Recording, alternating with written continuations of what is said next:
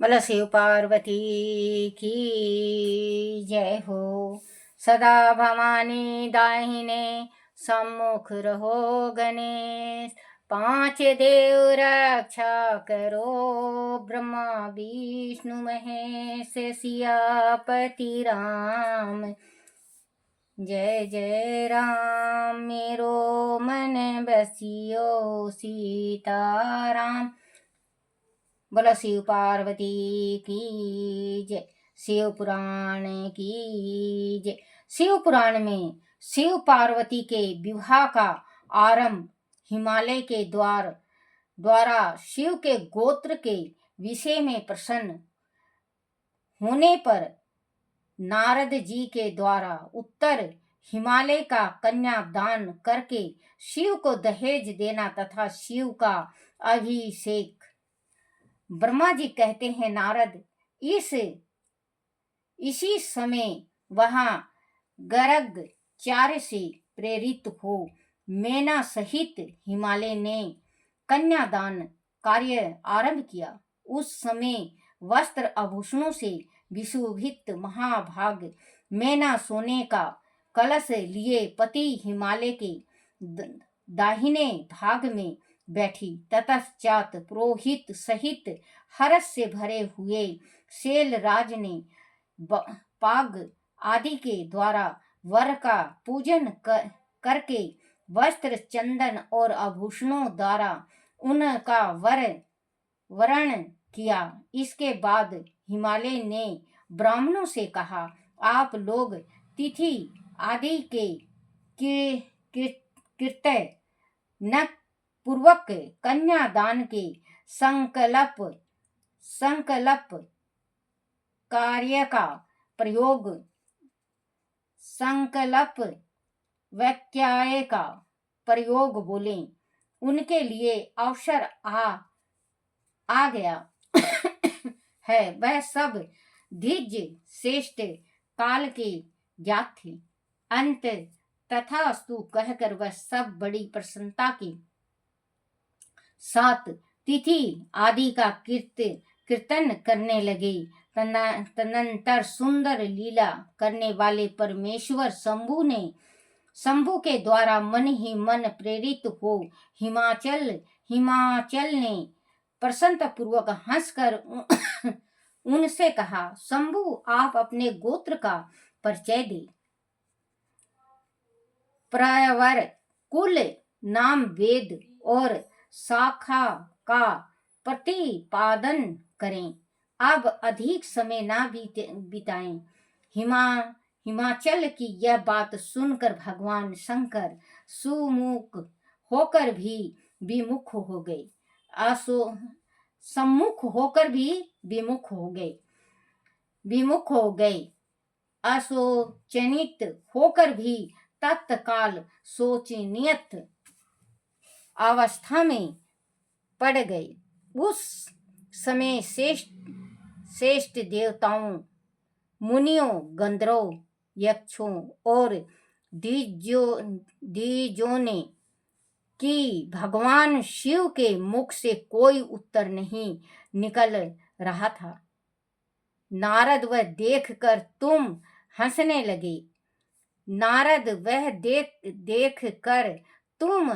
लगे। और महेश्वर का मन ही मन स्मरण करके गिरिराज से यूं बोले। नारद ने कहा, पर्वतराज, तुम मूढ़ता के वाशीभूत होकर कुछ भी नहीं जानते।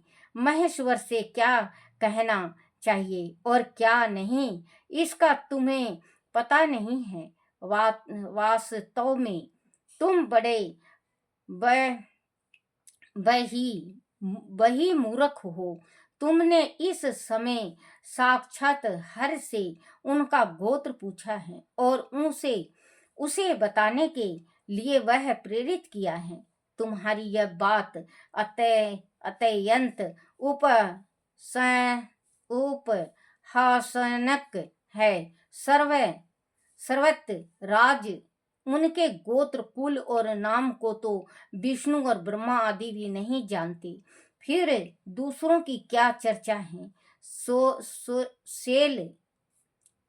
चर्चा है। शैलराज जिनके एक दिन में करोड़ ब्रह्माओं का लय होता है, उन्हीं भगवान शंकर को तुमने आज काली के तपोबल से प्रत्यक्ष देखा है। इनका कोई रूप नहीं है, वह प्रकृति से परे निर्गुण परम ब्रह्मा परमात्मा है। निराकार निर्विकार मायाधीश यह पार तत्पर हैं। गोत्र कुल और नाम से रहित स्वतंत्र परमेश्वर हैं। साथ ही अपने भक्तों के प्रति बड़े दयालु हैं। भक्तों की इच्छा से ही यह निपूर्ण सगुण हो जाते हैं। निराकार होते हुए भी सुंदर शरीर धारण कर लेते हैं और अनाम होकर भी बहुत से नाम वाले हो जाते हैं। वह गोत्रहीन होकर भी उत्तम गोत्र वाले, कुलहीन होकर भी कुलीन हैं। पार्वती की तपस्या से ही यह आज तुम्हारे जमाता बन गए हैं, इसे में संशय नहीं है। गिरि श्रेष्ठ इन लीला विहारी परमेश्वर ने चराचर जगत को मोह में डाल रखा है। कोई कितना ही बुद्धिमान क्यों ना हो, वह भगवान शिव को अच्छी तरह नहीं जानता।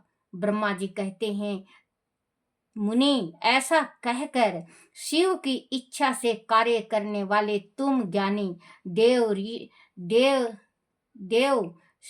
ऋषि ने शैलराज को अपनी वाणी से हर्ष प्रदान करते हुए फिर इस प्रकार उत्तर दिया। नारद बोले, शिव को जन्म देने वाले तात महाशैल, मेरी बात सुनो और उसे सुनकर अपनी पुत्री शंकर जी के हाथ में दे दो।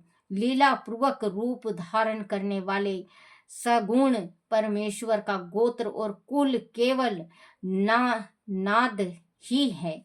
इस बात को अच्छी तरह समझ लो। शिव नादमय है और नाद शिवमय है, वह सर्वथा सच्ची बात है। नाद और शिव इन दोनों में कोई अंतर नहीं है।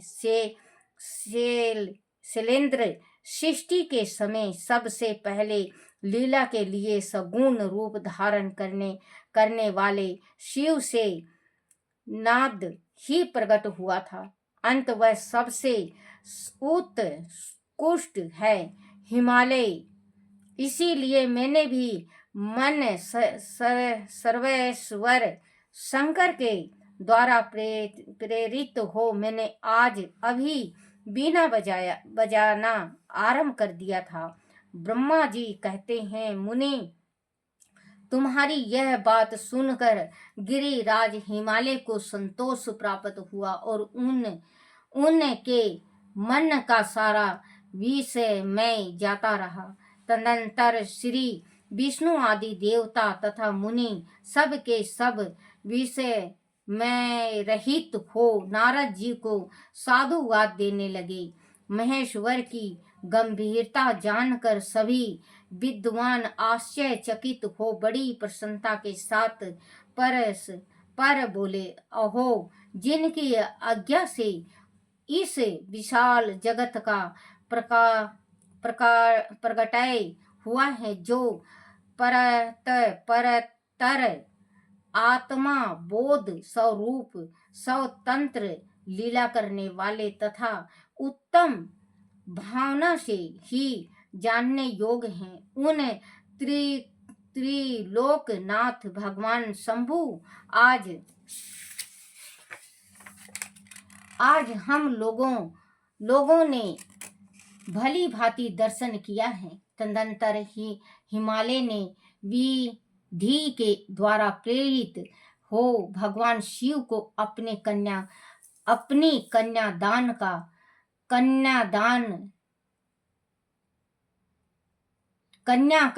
दान कर दिया। कन्या दान करते समय वह बोले, इमा कन्या तुम तुम ही दाते में ही परमेश्वर परमेश्वर मैं अपनी यह कन्या आपको देता हूँ, आप इसे अपनी पत्नी बनाने के लिए ग्रहण करें। सर्वेश्वर, इसे कन्यादान से आप संतुष्ट हो। इस मंत्र का उच्चारण करके हिमालय ने अपनी पुत्री त्रिलोक जननी पार्वती को उन महान देवता रुद्र के हाथों में दे दिया। इस प्रकार शिव का हाथ शिव के हाथों में रख कर शैलराज मन ही मन बड़े प्रसन्न हुए। उस समय वह अपने मनोरथ के महासागर को पार कर गए थे। परमेश्वर महादेव जी ने प्रसन्न हो वेद मंत्र के उच्चारण पूर्वक गिरिजा के कर कमलों को शीघ्र अपने हाथों में ले लिया। मुनि लोकचार के पालन की आवश्यकता को दिखाते हुए उन भगवान शंकर ने पृथ्वी का स्पर्श करके को दत्त इत्यादि स्वरूप से काम संबंधी मंत्र का पाठ किया। इस समय वह सब और महान आनंददायक महाउत्सव होने लगा। पृथ्वी पर अंतरिक्ष में तथा स्वर्ग में भी जय जयकार का शब्द गूंजने लगा। सब लोग अत्यंत हर्ष से भरकर साधुवाद देने देने और नमस्कार करने लगे। गंधर्व गण प्रेम पूर्वक गाने लगे और अप्सराएं नृत्य करने लगी।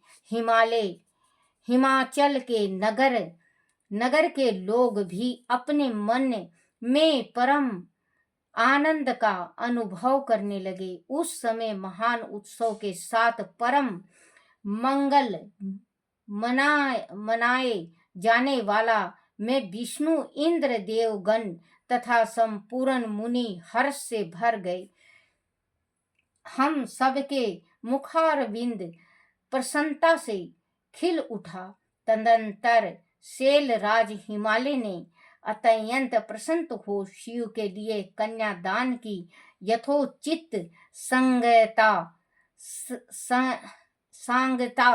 प्रदान की। तत्पश्चात उनके बंधुजनों के भक्ति पूर्वक शिव का पूजन करके नाना विधान से भगवान शिव को उत्तम द्रव्य समर्पित किया।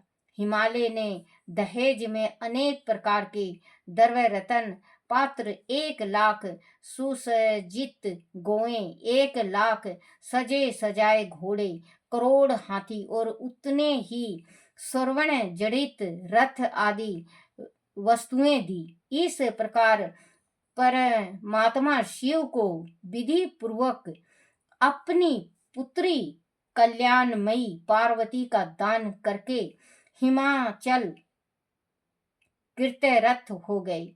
इसके बाद शैलराज ने यजुर्वेद की मध्यदिनी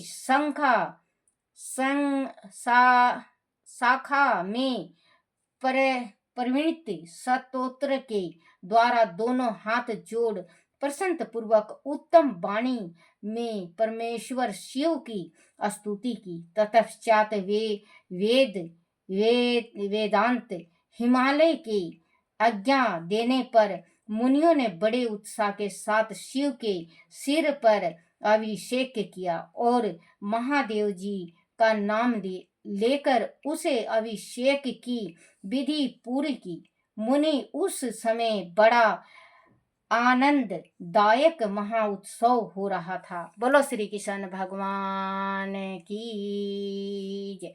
श्री कृष्ण गोविंद हरे मुरारी, हे नाथ नारायण वासुदेवाय।